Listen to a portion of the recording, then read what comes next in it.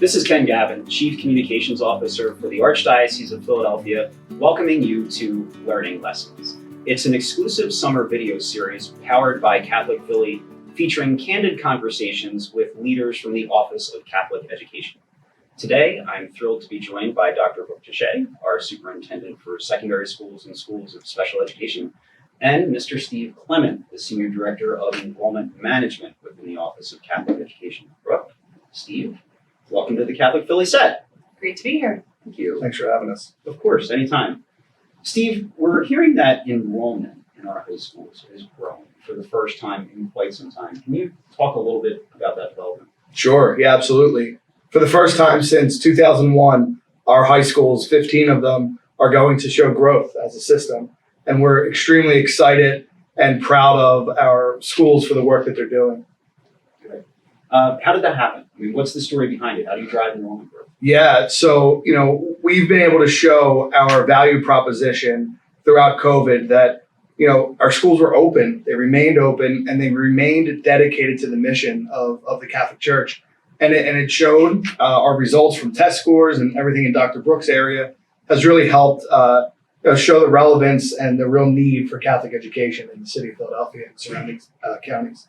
Can you attribute any of the growth to feedback you may have received from current parents, individuals considering our schools? How did that play into the success story? Yeah, sure thing. So, ultimately, getting feedback is a necessity for us to know, where we may need to adjust, what we should start, stop, continue, or improve. Every year, we contract a third-party expert to help us do parent satisfaction surveys, cap and gown surveys for our seniors. And then this past school year, we did a student experience survey. And what we found out is that over 90% of our families are extremely satisfied with our education and would recommend to other people. And I understand there are some things that you're doing to make the process of application even easier as we move forward. For example, I'm hearing that entrance examination processes might be simplified. Yeah, absolutely, Ken. We have a lot of interest in our schools, and that comes with certain opportunities that we have to always look at, adapt, and see what we can do better or differently. So for this year, for this fall, we're going to offer a collaborative test. So students in our archdiocesan elementary schools can go to their local elementary school the last week of September, take one test, and send those results to any of the 15 high schools that they choose. And our friends from the public schools, charter schools, homeschool, private schools, they can go to one of the high schools in the beginning of October, take one test, and send those school scores to a school of their choice. And for the first year, we're able to do that at no cost for our students from our donors and our budget here at the Office of Catholic Education. That's a remarkable step forward, especially given the breadth of opportunities within our system throughout the 5-county region to simplify it that much for parents and families. It's a great advantage. Yeah, we're really excited. We're really excited for the first year of this. Excellent. Well, thank you very much, Steve. Brooke, communication and parent feedback leads to lots of things, and I've talked to Steve a bit about one area of Catholic education, and I'd like to get a sense from you on planning and vision for another area. I know you're out there, you're on the move constantly, you're seeing parents, you're seeing school families and administrators, but I'd like to know a little about special education. What does special education look like in the Archdiocese of Philadelphia, and what's the vision there?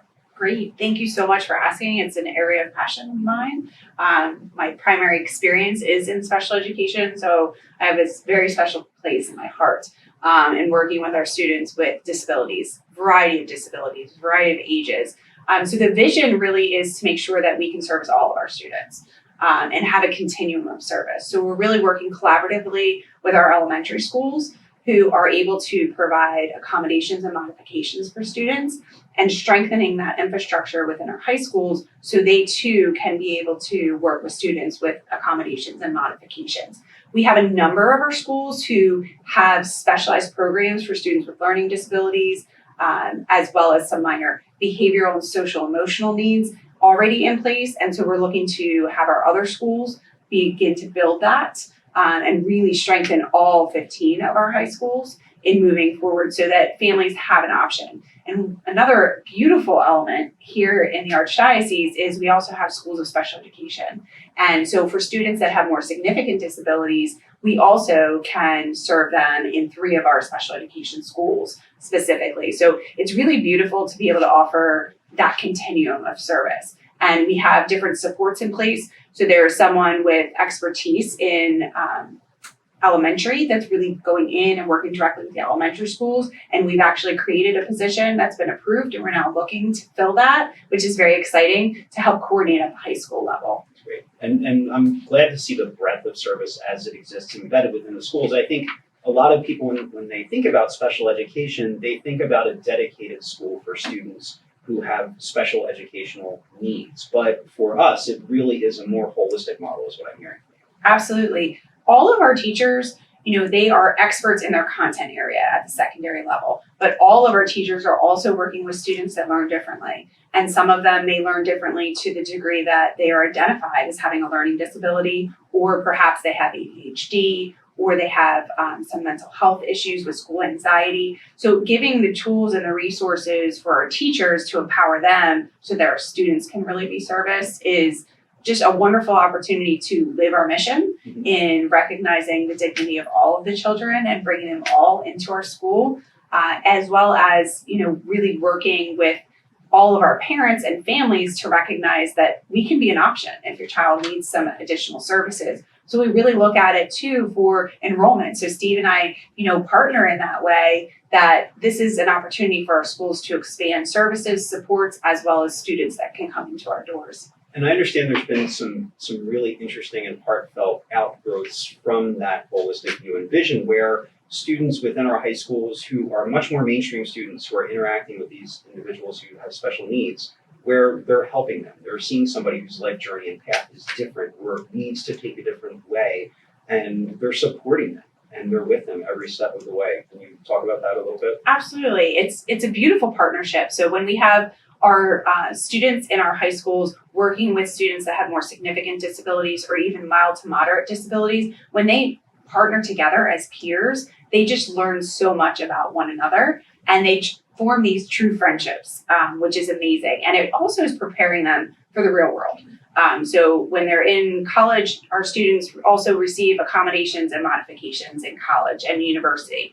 So we're preparing them all to be able to have that as an option. And when our students successfully graduate college, they're going to go into the workforce and be working with people that have disabilities and have accommodations. So we're really preparing them in heart, mission, as well as recognizing what the needs are of our community at large and continuing to come together in that unity. That's wonderful. Preparing them to be successful members of society and missionary disciples throughout their lives. Absolutely. In our schools. Wonderful. Well, Brooke and Steve, I'd like to thank you both for joining me again today. I'll be back soon for another segment of Learning Lessons powered by Catholic Philly. Peace and all good things.